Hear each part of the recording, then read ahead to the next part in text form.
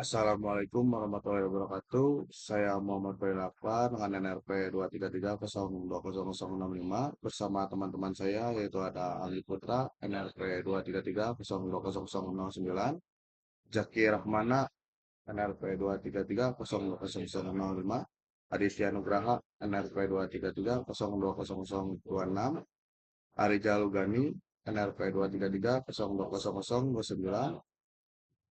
Dan untuk pembahasan kali ini, kelompok kami akan membahas tentang evaluasi penerapan Pancasila dalam sistem politik di Indonesia. Untuk pembahasan selanjutnya akan dibahas oleh teman saya. Pancasila adalah dasar negara Indonesia yang lahir dari proses panjang perjuangan bangsa dan berperan sebagai ideologi negara. Diharapkan, Pancasila menjadi pedoman dalam seluruh aspek kehidupan berbangsa dan bernegara, termasuk dalam sistem politik. Kelima sila Pancasila mencakup nilai-nilai ketuhanan, kemanusiaan, persatuan, kerakyatan, dan keadilan yang diharapkan tercermin dalam kebijakan, sistem, dan praktik politik. Namun, penerapan nilai-nilai Pancasila ini sering menghadapi tantangan dalam politik modern. Sejak reformasi, sistem politik Indonesia mengalami perubahan besar dengan lebih terbuka serta dipengaruhi oleh globalisasi dan perubahan sosial dan tantangan internal lainnya. Ini menekankan perlunya evaluasi penerapan Pancasila dalam politik. Artikel ini akan membahas penerapan nilai-nilai Pancasila dalam politik Indonesia, tantangan yang dihadapinya, serta upaya untuk memperkuat penerapan Pancasila ke depannya. Secara teoritis, Pancasila memiliki beberapa peran dalam politik Indonesia, sebagai acuan normatif dalam memegang nilai politik, kemudian sebagai dasar hukum tertinggi dalam kebijakan negara, dan sebagai alat pemersatu untuk menjaga keutuhan bangsa di tengah keragaman. Evaluasi penerapan nilai-nilai Pancasila dalam kebijakan publik. Yang pertama, nilai ketuhanan.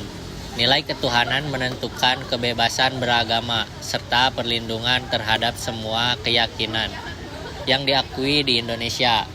Meski terdapat kebijakan untuk menjaga kerukunan seperti peraturan bersama Menteri Agama dan Menteri Dalam Negeri nomor 9 dan nomor 8 tahun 2006 tentang kerukunan antar rumah tak beragama. Praktik di lapangan seringkali tidak sejalan dengan tujuan kebijakan. Kasus pembatasan pembangunan rumah ibadah bagi minoritas seperti yang terjadi di Bogor pada tahun 2010 menunjukkan bahwa nilai-nilai ketuhanan belum sepenuhnya diterapkan dalam praktik kebijakan. Gereja Yasmin misalnya sempat dilarang melakukan ibadah di gereja mereka meski sudah memperoleh izin dari pengadilan. Kasus ini memperlihatkan tantangan dalam penerapan nilai ketuhanan dan penghormatan terhadap pluralisme. Yang kedua, nilai kemanusiaan. Nilai kemanusiaan dalam Pancasila mewujudkan pentingnya penghormatan terhadap hak asasi manusia dan kesejahteraan sosial. Pemerintah telah mengeluarkan kebijaksanaan terkait hak asasi dan kemanusiaan. Namun, pelanggaran HAM masih sering terjadi. Kasus kekerasan terhadap masyarakat adat di Papua dan Kalimantan menunjukkan adanya celah dalam penerapan nilai kemanusiaan. Selain itu, operasi militer di Papua yang menyebabkan konflik dengan penduduk lokal mayoritas masih adanya persoalan dalam penerapan kebijaksanaan yang berpihak pada hak asasi manusia. Pembatasan terhadap Nilai persatuan.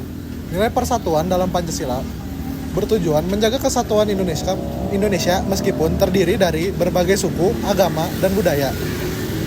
Beberapa kebijakan dirancang untuk menjaga kesatuan seperti program transmigrasi dan kebijakan otonomi daerah. Namun di tengah dinamika politik, muncul ancaman terhadap nilai persatuan.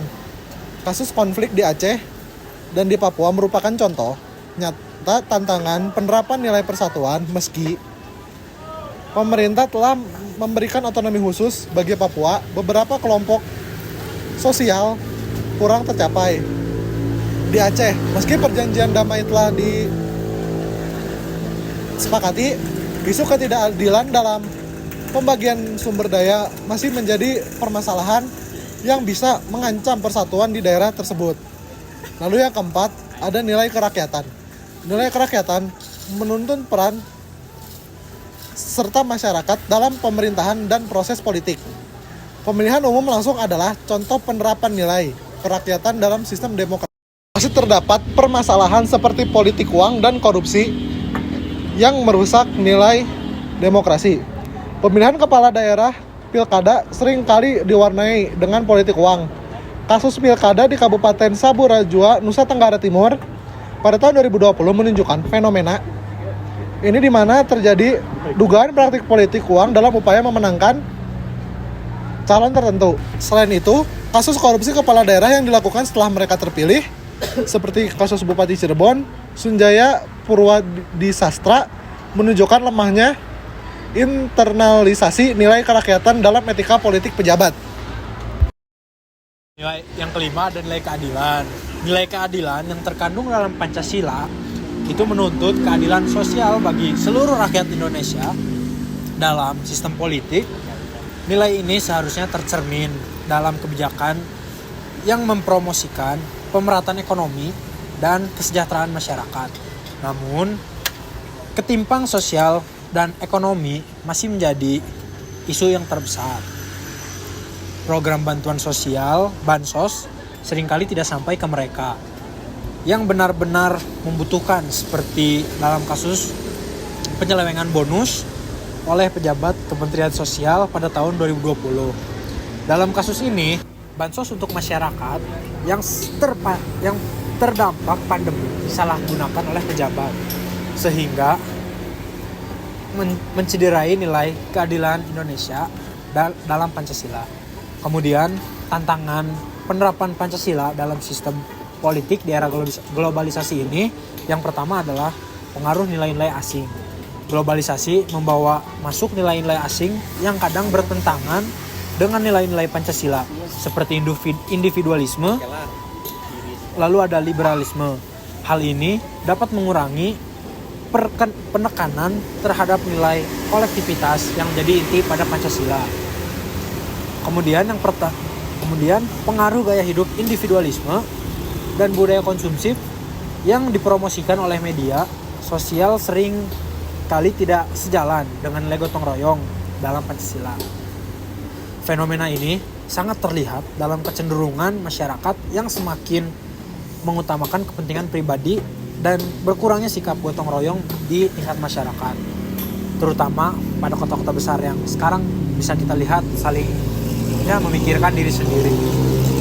Yang kedua, adanya kemajuan dalam teknologi dan informasi. Perkembangan teknologi digital dalam Indonesia ini sangat memengaruhi cara masyarakat berinteraksi dan berpolitik, terutama dalam bentuk penyebaran informasi yang cepat. Nilai-nilai Pancasila seringkali sulit disampaikan melalui media sosial yang justru kerap menjadi sarana penyebaran informasi yang dapat memecah belah, seperti kasus-kasus hoaks yang beredar di Indonesia. Kasus penyebaran hoaks ini terkait isu SARA seperti suku, agama, ras, dan antar golongan. Pada pemilu 2019 memperlihatkan bagaimana media sosial dapat memicu perbedaan. Hoaks yang beredar selama pemilu menyebabkan polarisasi politik yang tajam di masyarakat Indonesia, serta menunjukkan sulitnya menjaga nilai persatuan dalam era teknologi dan informasi. Hambatan dalam penerapan Pancasila sebagai etika politik. Poin pertama, krisis integritas dalam kepemimpinan. Banyak kasus korupsi menunjukkan lemahnya integritas pejabat dalam menerapkan etika politik yang sejalan dengan nilai-nilai Pancasila. Contohnya, kasus korupsi yang melibatkan anggota DPR RI dalam proyek IKTP pada 2017 mengindikasikan kurangnya internalisasi nilai-nilai Pancasila di kalangan elit politik. Korupsi yang terjadi dalam proyek yang penting bagi kepentingan masyarakat ini menunjukkan lemahnya komitmen pada nilai keadilan dan kerakyatan. Poin kedua, partai politik yang kurang berbasis nilai Pancasila Beberapa partai politik cenderung lebih fokus pada perebutan kekuasaan daripada menjalankan nilai-nilai Pancasila, sehingga kurang menekan visi misi yang sejalan dengan nilai kebangsaan. Partai politik seringkali menjalin koalisi pragmatis tanpa mempertimbangkan visi ideologis atau nilai-nilai Pancasila yang jelas. Contoh lainnya adalah pergeseran dukungan partai dalam pilkada atau pemilu yang didasarkan pada keuntungan politis jangka pendek daripada prinsip-prinsip yang diusung oleh Pancasila. Upaya penguatan penerapan Pancasila dalam sistem politik. Poin pertama, kapitalisasi pendidikan Pancasila. Pendidikan Pancasila perlu dimasukkan kembali dalam kurikulum nasional agar generasi muda memahami dan menghargai nilai-nilai Pancasila. Pendekatan digital seperti media sosial dan platform pembelajaran daring juga dapat dimanfaatkan untuk mengedukasi tentang Pancasila. Poin kedua, penguatan lembaga pembinaan ideologi Pancasila. Lembaga seperti BPIP harus lebih aktif dalam menyelenggarakan program sosialisasi yang melibatkan berbagai elemen masyarakat dan menggalakkan nilai-nilai Pancasila secara kontemporer. Poin ketiga, penerapan sanksi yang tegas. Pemerintah perlu menerapkan sanksi yang lebih tegas bagi pelanggar etika politik yang bertentangan dengan nilai-nilai Pancasila, termasuk korupsi dan politik uang. Kesimpulan dari pembahasan yang telah kami paparkan yaitu penerapan Pancasila dalam sistem politik Indonesia menghadapi berbagai tantangan dan hambatan, baik yang berasal dari dalam maupun luar negeri. Evaluasi menunjukkan bahwa ada kesenjangan antara nilai-nilai ideal Pancasila dengan praktik politik yang ada saat ini. Untuk mengatasi hal ini, perlu adanya revitalisasi pendidikan, pembinaan ideologi Pancasila, serta peningkatan integritas dan etika dalam kepemimpinan.